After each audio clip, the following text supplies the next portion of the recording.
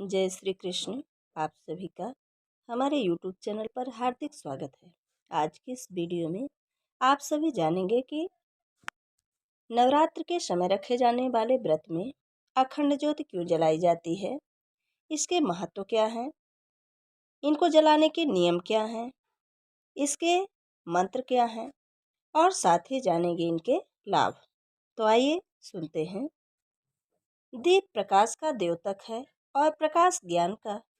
परमात्मा से हमें संपूर्ण ज्ञान मिले, इसीलिए दीप प्रज्वलन करने की परंपरा चली आ रही है। कोई भी पूजा हो या किसी समारोह का शुभारंभ, समस्त शुभ कार्यों का आरंभ दीप प्रज्वलन से ही प्रारंभ होता है। जिस प्रकार दीप की ज्योति हमेशा ऊपर की ओर उठी रहती है, उसी प्रकार मानव की वृत्ति भी सदा ऊपर ही उठे, यही दीप प्रज्वलन का अर्थ है। अतः समस्त कल्याण की चाह रखने वाले मनुष्य को दीप जलाते समय दीप मंत्र अवश्य पढ़ना चाहिए। हिंदू धर्म में किसी शुभ कार्य से पहले दीपक जलाते हैं। सुबह शाम होने वाली पूजा में भी दीपक जलाने की परंपरा है। वास्तु शास्त्र में दीपक जलाने का व उसे रखने के संबंध में कई नियम बताए गए हैं। दीपक की लौ किस दिशा में किस ओर होनी चाहिए, इस संबंध में वास्तु शास्त्र में पर्याप्त जानकारी मिलती है। वास्तु शास्त्र में यह भी बताया गया है कि दीपक की लौ किस दिशा में होने पर उसका क्या फल मिलता है। अब आइए जानते हैं कि नवरात्रि के समय अखंड दीपक क्यों जलाया जाता है।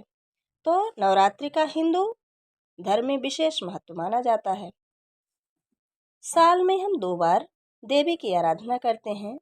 नवरात्रि के दौरान माता रानी को प्रसन्न करने के लिए श्रद्धालु कलश स्थापना, अखंड ज्योति, माता की चौकी आदि तरह के पूजन अर्चन करते हैं।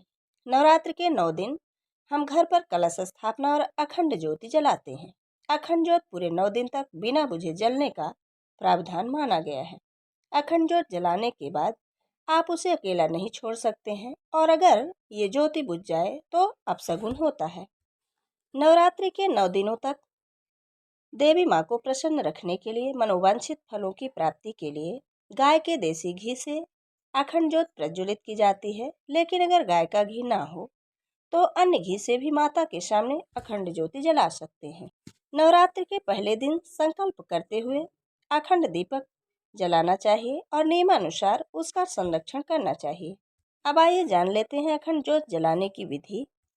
तो आमतौर पर लोग पीतल के दीप पात्र में अखंड ज्योत प्रज्वलित करते हैं। यदि आपके पास पीतल का पात्र ना हो तो मिट्टी का दीप पात्र भी इस्तेमाल कर सकते हैं। मगर मिट्टी के दीप पात्र में अखंड ज्योत जलाने से पहले दीप को 1 दिन पहले पानी में भिगो दें और फिर पानी से निकालकर साफ कपड़े से पोंछकर सुखा लें। शास्त्रों के अनुसार नवरात्रि में अखंड ज्योति जलाने से पहले हम मन में संकल्प लेते हैं और माँ देवी से प्रार्थना करते हैं कि हमारी मनोकामना जल्द पूर्ण हो जाए। अखंड दीपक को कभी भी जमीन पर ना रखें। दीपक को चौकी या पटरे में रखकर ही जलाएं। दुर्गा माँ के सामने यदि आप जमीन पर दीपक रख रहे हैं तो अष्टदल बनाकर रखें। यह अष्टदल आप गुलाब या रंगे हुए चावलों का बना सकते हैं। अखंड ज्योत की बाती का विशेष महत्व है। यह बाती रक्षा सूत्र यानी कलावा से बनाई जाती है। 1.25 हाथ का रक्षा सूत्र लेकर उसे बाती की तरह दीपक के बीचों बीच बनाकर रख लिया जाता है। अखंड ज्योत को हमेशा देवी माँ के दाईं ओर रखा जाना चाहिए, लेकिन यदि दीपक तेल का है तो उसे बाईं ओर रखना चाहिए। अखंड दीपक की लौ को हवा से बचाने के लिए कांच की चिमनी से ढककर रखना चाहिए। संकल्प समय खत्म होने के बाद दीपक को फूंक मारकर या गलती से भी गलत तरीके से नहीं बुझाना चाहिए, बल्कि दीपक को स्वयं बुझने देना चाहिए। ईशान कोण यानी उत्तर पूर्व दिशा को देवी देवताओं का स्थान माना जाता है, इसलिए अखंड ज्योत पूर्व के दक्षिण कोण यानी आग्नेय कोण में रखना शुभ माना जाता है। ध्यान रखें कि पूजा के समय ज्योति का मुख पूर्व या फिर उत्तर दिशा में होना चाहिए।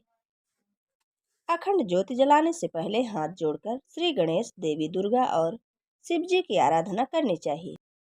अखंड ज्योत जलाते वक्त हमें इस मंत्र को पढ़ना चाहिए। ओम जयंती मंगला काली भद्रकाली कृपालिनी दुर्गा क्षमा शिवा धात्री स्वाहा स्वधा नमोस्तुते।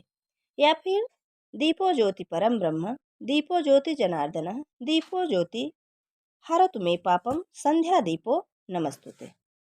शुभम करोति कल्याणम आरोग्यम सुख संपदाम दुष्ट बुद्धि विनाशाय च दीप ज्योति नमस्तुते।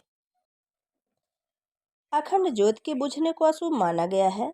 ऐसा होने पर माँ दुर्गा से माफी मांगनी चाहिए। इसके बाद अखंड ज्योत के पास एक छोटा दीपक जलाना चाहिए, क्योंकि अखंड ज्योत के शांत होने पर इस दीपक से अखंड ज्योत को जलाया जा सकता है।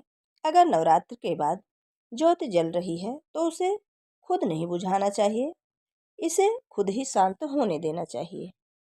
ये थी अखंड ज्योत से जुड़ी कुछ जानकारी। अगर हमारा ये वीडियो आपको अच्छा लगे तो लाइक ज़रूर करें, और अगर आप हमारे चैनल पर नए हैं तो चैनल को सब्सक्राइब करना बिल्कुल ना भूलें। जय श्री कृष्ण। धन्यवाद।